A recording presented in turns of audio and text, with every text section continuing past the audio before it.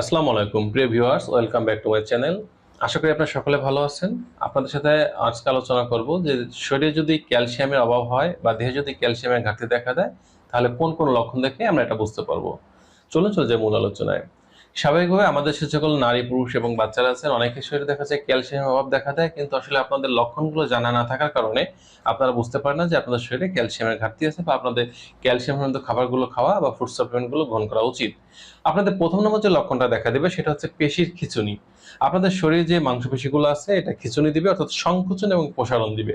যার কারণ হচ্ছে যে আপনার ওই জায়গায় ক্যালসিয়ামের ঘাটতি থাকার কারণে এই ধরনের পেশির খিঁচুনি এটা আপনি উপলব্ধি করতে পারবেন। দ্বিতীয় নম্বর যে সমস্যাটা আপনার পরিলক্ষিত হবে সেটা হচ্ছে আপনার পেশির অসারতা এবং খিঁচুনি। অর্থাৎ শুধু পেশি সংকোচন প্রসারণ দিবে না, আপনার পেশিগুলো নিশ্চিত হয়ে যাবে, আগের মতো কাজ করবে না।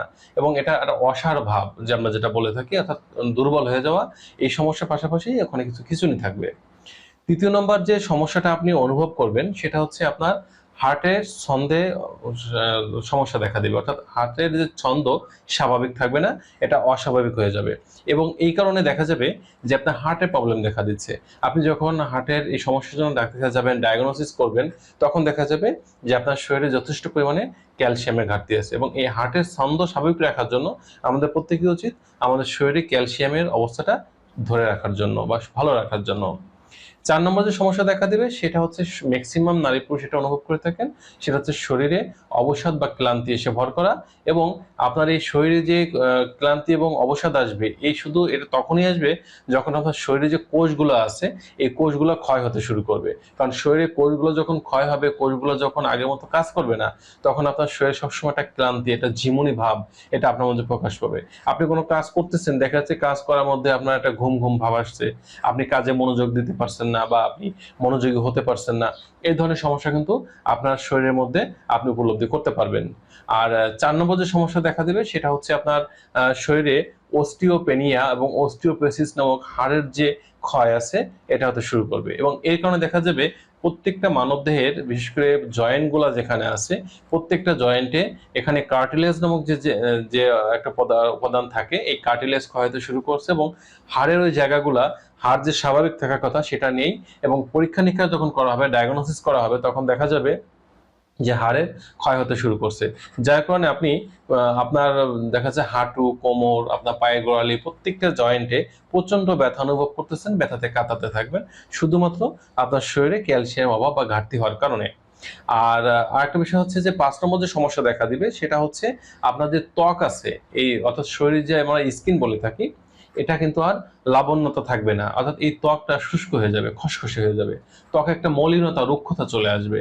অর্থাৎ ত্বকের লাবণ্যতা যদি ধরে রাখতে হয় বা আমাদের এটা যদি না থাকে, আমাদের ত্বক যদি দেখা যায় আমরা সবসময় অনুভব করতে থাকি শুষ্ক হয়ে যাচ্ছে, তাহলে বুঝতে হবে যে আমাদের শরীরে ক্যালসিয়ামের অভাব বা ঘাটতি দেখা দিয়েছে।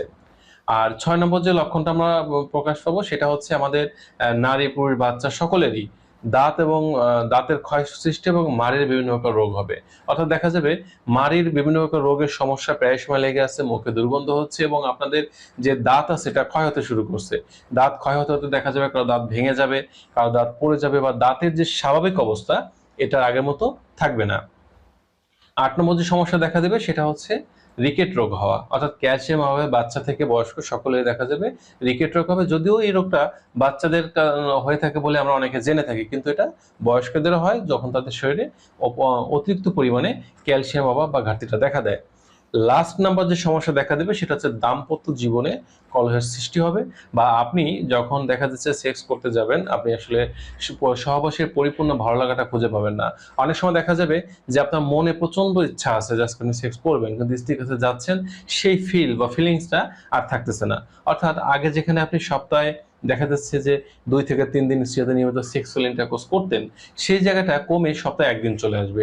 এটা যখন আরো অবস্থা অবনতি হবে বা আপনার শরীরে ক্যালসিয়ামের ঘাটতি আরো বেশি পরিমাণ দেখা দিবে, তখন দেখা যাবে যে আপনি মাসে ১ দিনের বেশি সেক্স করতে চাইছেন না বা করতে পারছেন না। অর্থাৎ আপনার মধ্যে যে দুর্বলতা অনুভবটা শুরু হয়েছে, আপনার শরীরের কোষের যে ভাঙনের সৃষ্টি হয়েছে, এর কারণে আপনার মনের মাঝে ক্লান্তি, অবসাদ, দুশ্চিন্তা এগুলো ভর করবে। এবং আপনার মনের মাঝে কোনো প্রকার প্রফুল্লতা বা আমরা বলে থাকি মন চাঙ্গা ভাব বা একটা খুশি খুশি একটা অনুভব হওয়া, এই বিষয়গুলো কিন্তু থাকবে না, যার কারণে দাম্পত্য জীবনে কলহের সৃষ্টি হবে এবং আপনি কিন্তু সেক্সুয়াল ইন্টারকোর্সে আগের মতো আর পারফরমেন্স দেখাতে পারবেন না এবং আপনার সেক্সটা টোটালি করতে ইচ্ছা করবে না। তো এই সমস্যাগুলো থেকে বাঁচার জন্য আপনাদের অবশ্যই আজকে যে লক্ষণগুলো বললাম, যদি এরকম কোনো লক্ষণ আপনার মনের মাঝে প্রকাশ পায়, তাহলে অবশ্যই ক্যালসিয়াম সমৃদ্ধ যে খাবার এগুলো বেশি করে খেতে হবে এবং ক্যালসিয়াম সমৃদ্ধ ফুড সাপ্লিমেন্ট এটা গ্রহণ করতে হবে। কোন কোন খাবারে একজন নারী এবং পুরুষের বা বাচ্চাদের ক্যালসিয়ামের ঘাটতি পূরণ হতে পারে বা হয়ে থাকে, সেই বিষয়গুলো নিয়ে আমি আমার নেক্সট ভিডিওতে আলোচনা করব। তো সে পর্যন্ত সকলে ভালো থাকবেন, সুস্থ থাকবেন। আজ এ পর্যন্তই। আল্লাহ হাফেজ।